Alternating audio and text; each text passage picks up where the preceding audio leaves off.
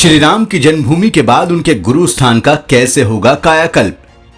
भगवान राम के गुरु स्थान के कायाकल्प के लिए सरकार ने कितना बजट दिया। दोस्तों, भगवान राम के जीवन में उनके गुरु की भूमिका बहुत बड़ी रही है।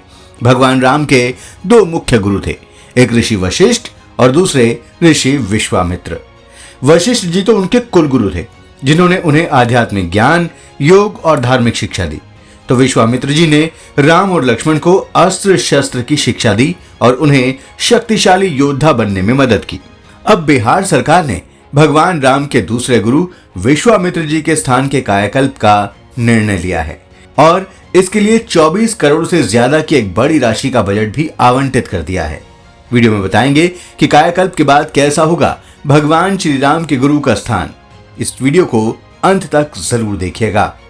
दोस्तों, आपको बता दें कि विश्वामित्र जी के आग्रह पर गुरु वशिष्ठ की आज्ञा से राजा दशरथ ने अपने दो पुत्रों राम और लक्ष्मण को गुरु विश्वामित्र के साथ भेजा था। ऐसा इसलिए किया गया था क्योंकि गुरु विश्वामित्र और अन्य ऋषियों की तपस्या में राक्षस आदि विघ्न डालते थे।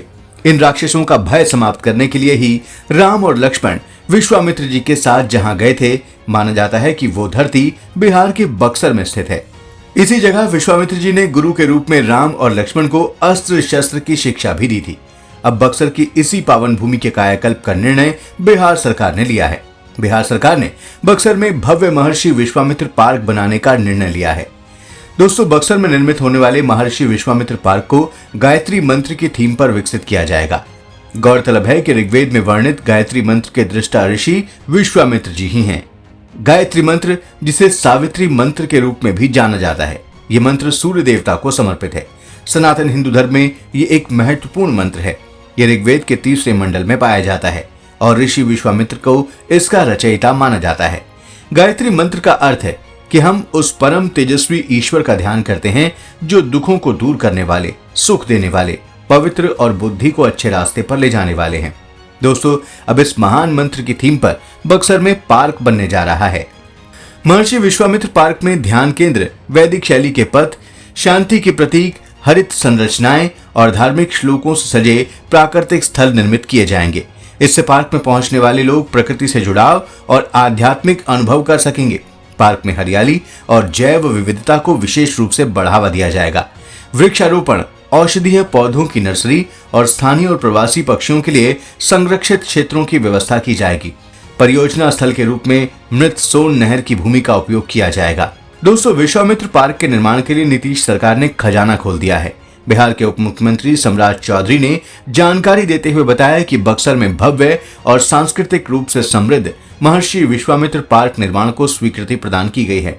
इस पार्क के निर्माण पर 24 करोड़ 42 लाख रुपए खर्च किए जाएंगे। पहले चरण में 8 करोड़ 11 लाख रुपए की राशि व्यय की जाएगी। चौधरी ने कहा कि पार्क के निर्माण का उद्देश्य इको पर्यटन को बढ़ावा देना, पर्यावरणीय संरक्षण सुनिश्चित करना और स्थानीय स्तर पर लोगों को रोजगार के अवसर उपलब्ध कराना है। बिहार के डिप्टी सीएम सम्राट चौधरी ने कहा कि बक्सर को महर्षि विश्वामित्र की तपोभूमि माना जाता है।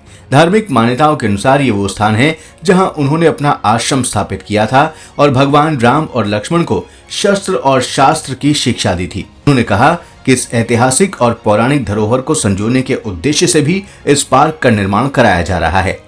दोस्तों, आपको बता दें कि बिहार में नीतीश कुमार के नेतृत्व वाली एनडीए सरकार प्राकृतिक और आध्यात्मिक धरोहर को संरक्षित और पर्यटकीय रूप से बढ़ावा देने के लिए लगातार काम कर रही है।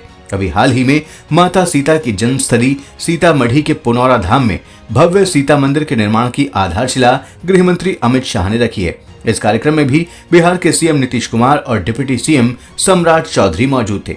अब इसी कड़ी में महर्षि विश्वामित्र पार्क निर्माण को भी स्वीकृति प्रदान की गई है। दोस्तों, बिहार में सनातन से जुड़े स्थलों का जिस प्रकार विकास किया जा रहा है, उसे लेकर पूरे देश में खुशी दिखाई दे रही है। आप इस पर अपनी प्रतिक्रिया कैसे देंगे, कमेंट बॉक्स में जरूर बताएं। वीडियो को लाइक और शेयर करें, चैनल को सब्सक्राइब करें और नोटिफिकेशन के लिए बेल आइकन दबाना बिल्कुल न भूलें। धन्यवाद।